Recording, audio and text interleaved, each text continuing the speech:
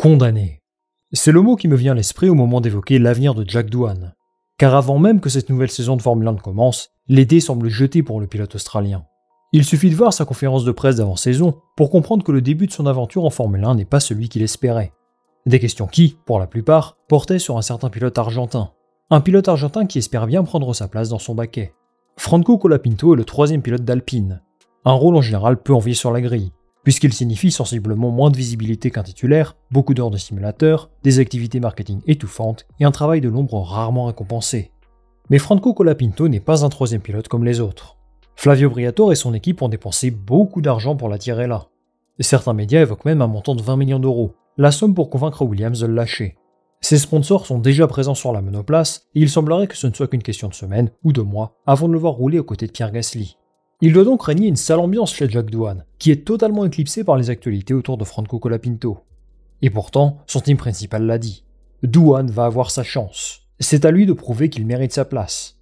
Mais le fait qu'Oliver Oaks doive déjà en quelque sorte justifier sa place, avant même de l'avoir vu en piste cette année, n'indique rien de très bon. Et la question que je me pose aujourd'hui, c'est si nous devons le croire. Jack Doohan a-t-il bel et bien son avenir entre ses gants? Ou alors son aventure risque-t-elle de prendre fin prématurément, comme annoncé depuis quelques mois? C'est ce qu'on va tenter de comprendre dans cette vidéo. Mais avant ça les amis, il faut qu'on discute de quelque chose. La plus grande menace pour Jack Doohan, c'est sans aucun doute Franco Colapinto. Mais savez-vous quelle est la plus grande menace pour vous en ce moment?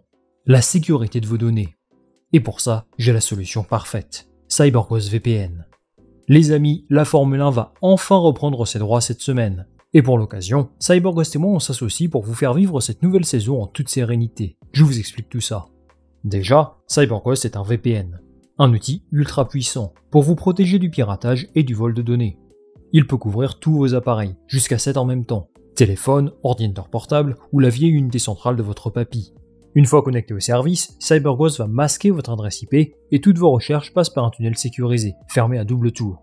Si comme moi vous êtes en voyage à l'étranger, là je suis sur les terres de Juan Pablo Montoya, CyberGhost vous propose une super astuce pour continuer de voir la F1 n'importe où. C'est simple, on se connecte sur un serveur où la F1 est diffusée gratuitement. On se rend sur le site du diffuseur et le tour est joué. Si jamais vous voulez checker, il y a une liste de ressources sur le site de CyberGhost.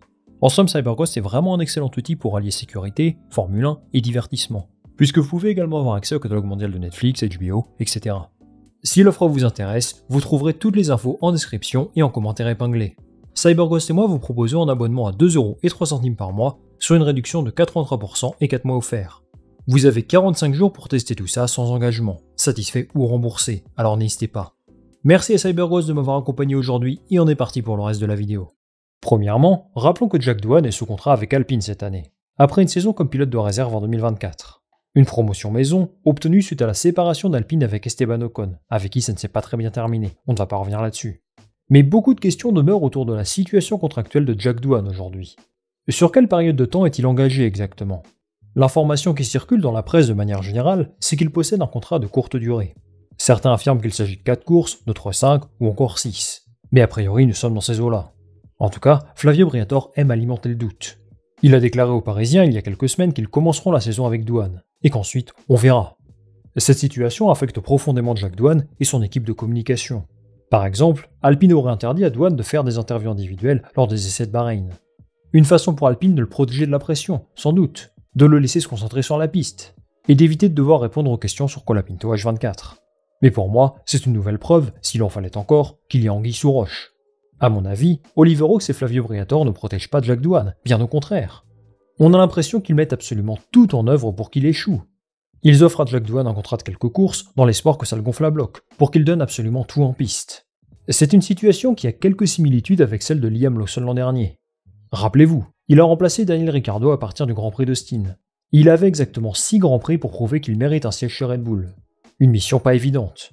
Mais au final, il a réussi à convaincre Christian Horner et Helmut Marko qu'il était le meilleur choix. Mais la comparaison avec Lawson s'arrête là. Car au contraire de Doohan, Red Bull lui a offert des garanties. C'était sûr à 100% qu'il serait sur la grille en 2025. Simplement, son management devait décider dans quelle équipe. Jack Doohan lui a tout simplement zéro confiance de la part de ses supérieurs. Toutes leurs déclarations sont floues. Il ne voit pas plus loin que le début de saison avec ce duo de pilotes. Et ça me semble être un environnement toxique, rien d'autre. Alors je vais quand même tenter d'aller dans le sens de Briatore et Oaks. Eux estiment que si Jack Doohan est dans le flou, c'est d'abord dans un objectif de performance. Ils souhaitent avoir le meilleur pilote disponible dans le baquet. Et au moment où je m'enregistre, ils estiment que c'est Jack Doohan. Et sur le principe, je ne suis pas en désaccord sur le fait qu'un rookie soit face à une certaine incertitude contractuelle. Exemple, ça ne me choque pas qu'Isaac Hadjar n'ait qu'un an de contrat avec Vicarb, et qu'Helmut Marko jette des fleurs à Arvid Lindblad. C'est la Formule 1, le top du top. La pression fait partie du jeu, et tous les pilotes en ont conscience. Mais dans le cas de Doohan, eh bien je trouve ça dommage qu'il n'ait pas un contrat sur la saison entière en premier lieu. Ensuite, il a derrière lui un pilote aux atouts financiers presque trop importants pour ne pas être sur la grille. Et le pire dans tout ça, c'est qu'il sera dans son garage, à observer tous ses faits et gestes. C'est dur comme situation, vous avouerez. Alors c'est possible que leur méthode marche. Peut-être effectivement que Jack Doohan est imperméable à la pression, qu'il va faire preuve d'une grosse force de caractère, se mettre au niveau de Pierre Gasly d'entrée de jeu, et prouver à tous les observateurs qu'il n'est pas là par hasard. Et honnêtement, je serais très heureux pour lui si ça se déroule comme ça. Au-delà des considérations personnelles et financières, ce serait sans doute une victoire pour le sportif. Un aspect qu'on a parfois tendance à oublier lorsqu'on évoque son cas et celui de Colapinto. Et justement, alors qu'il va disputer pour la première fois de sa vie son Grand Prix national, en Australie, a-t-il encore des raisons de croire qu'il peut finir la saison? Même si c'est mince, il y a quelques sources d'espoir pour lui. Premièrement, c'est lui qui pilote la voiture. Ça peut sembler bête dit comme ça, mais il y a de toute évidence une mémoire sélective en Formule 1. Il suffit parfois d'une course pour se mettre en lumière et éclipser tout le reste. Par exemple, Franco Colapinto l'an dernier a catapulté Logan Sargeant bien loin de la Formule 1. Même chose pour Nick De Vries en 2022. Alex Albon avait l'impendicite à Monza. Il a sauté dans son baquet, il fait une Q3, il marque des points, et il est rentré chez lui avec un appel d'Helmut Marko. Une seule course suffit parfois à changer une carrière. Et si Doohan nous sort une dinguerie lors de ses premières courses, eh bien ce sera difficile pour Alpine de l'écarter. Mais si Doohan réalise des bonnes performances et qu'il le vire quand même, ce serait désastreux en termes d'image.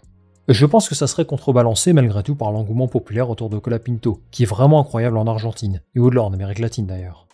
Deuxièmement, Jack Doohan n'est pas là par hasard. On a tendance à l'oublier, mais c'est un pilote qui fait partie des tout meilleurs de sa génération malgré tout. En toute honnêteté, ce n'est pas le rookie sur la grille qui m'a laissé la meilleure impression en formule de promotion. Mais ce serait une erreur de croire que c'est un manche à balai. Il a terminé vice-champion de F3 et 3ème de F2. Il a roulé des heures et des heures en simulateur, sur de vieilles machines, en essai libre, et même en Grand Prix l'an dernier à Abu Dhabi. Doohan a été préparé à ce qui l'attend. Ce que je veux dire, c'est qu'il ne faut pas sous-estimer la force mentale d'un pilote de Formule 1. Certains n'ont pas réussi à se faire une place, comme Logan Sargeant, tandis que d'autres ont réussi à élever leur niveau de jeu pour s'imposer. Par exemple, il y a un an, je n'aurais jamais cru que Franco Colapinto allait connaître une saison comme celle de l'an dernier, où il a marqué des points en Formule 1. C'est fou quand on regarde où il en était il y a quelque temps. Et même si tout n'a pas été brillant avec Williams, loin de là, le chemin parcouru est fantastique. Troisièmement, Colapinto justement. Sa situation contractuelle n'est pas si claire que ça.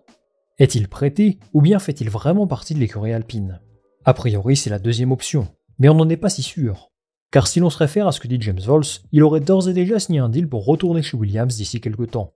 Alors il l'a laissé partir pour deux raisons. D'abord pour lui offrir la meilleure opportunité de rouler en 2025 ou en 2026. C'est un pilote managé par Williams en premier lieu, et ils veulent donner à leur protégé une chance d'être sur la grille. C'est normal, là-bas c'est bouché avec Sainz et Albon jusqu'à l'an prochain au moins. Mais ils l'ont surtout laissé partir pour une question budgétaire. Alpine a offert beaucoup d'argent pour Colapinto, et la proposition était juste impossible à refuser. Sans ça, il serait troisième pilote Williams cette saison, assurément. Et justement, il y a un scénario où Jack Doohan se retrouve libéré de la présence de Colapinto. Imaginez que Carlos Sainz reçoive une offre de Red Bull ou Mercedes pour 2026, qu'il accepte, et que Williams active une sorte de clause de retour pour rapatrier Colapinto. Alpine n'aurait alors pas intérêt à faire rouler Colapinto cette saison, parce que s'offrirait de l'expérience à un concurrent direct dans le milieu de tableau. Avouons-le, ce scénario est très peu probable, mais il existe. Cependant, on comprend donc qu'il faudrait un certain alignement des planètes pour que Jack Doohan réussisse à conserver son baquet en Formule 1. Avant de rédiger cette vidéo, je partais du principe que l'avenir de Jack Doohan était déjà réglé. La force commerciale et marketing de Colapinto me semble trop importante pour rester dans l'ombre, et ses performances en F1 me donnent envie de le revoir à l'œuvre dans un autre environnement. Oui, il a commis des erreurs. Il a eu beaucoup de pression lui aussi, parce qu'il devait prouver ce qu'il valait le plus rapidement possible pour tenter de décrocher un baquet titulaire en 2025. Il a échoué, mais je considère qu'il a montré pas mal de bonnes choses tout de même, et qu'il peut avoir un avenir en Formule 1. Maintenant, une partie de moi a quand même envie de croire que c'est la vérité sportive qui triomphera. C'est sans doute utopique, voire naïf, je le sais. Mais avant de prendre une décision, j'aimerais qu'Alpine voie ce que Jack Doohan vaut vraiment en piste. Mais la grande question, c'est si 5 ou 6 Grands Prix sont bien suffisants pour juger de la valeur sportive d'un pilote. Ça dépend. Certains sont bons immédiatement. D'autres ont une courbe de progression plus lente, mais explosent à un moment donné. Beaucoup de très bons pilotes sur la grille aujourd'hui ont eu besoin d'un an, voire deux, avant d'afficher leur vrai potentiel. Et j'ai la sensation que Jack Doohan n'aura malheureusement pas cette chance-là.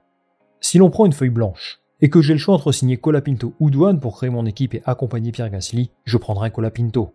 Donc bien évidemment, je comprends pourquoi Alpine l'a recruté, avec tous les enjeux économiques qui entrent en compte. En définitive, la situation de Jack Doohan illustre parfaitement la réalité brutale que peut être la Formule 1.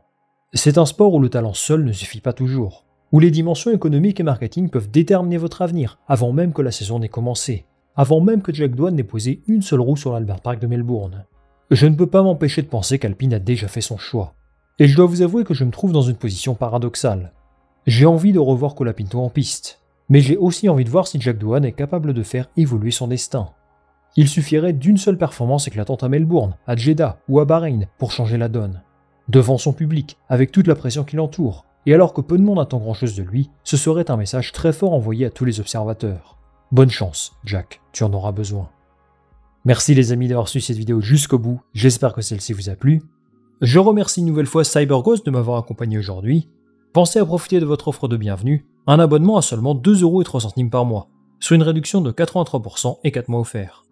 Avant de se quitter, je vous invite à liker cette vidéo, à la partager autour de vous et surtout à vous abonner, ça m'aide énormément en termes de visibilité et de référencement. Bien sûr, j'attends votre avis sur la situation entre Doohan et Colapinto, si vous pensez que tout est déjà joué, je lirai ça attentivement. Merci à vous encore une fois les amis, et on va se retrouver très vite pour une nouvelle vidéo. Salut, à la prochaine.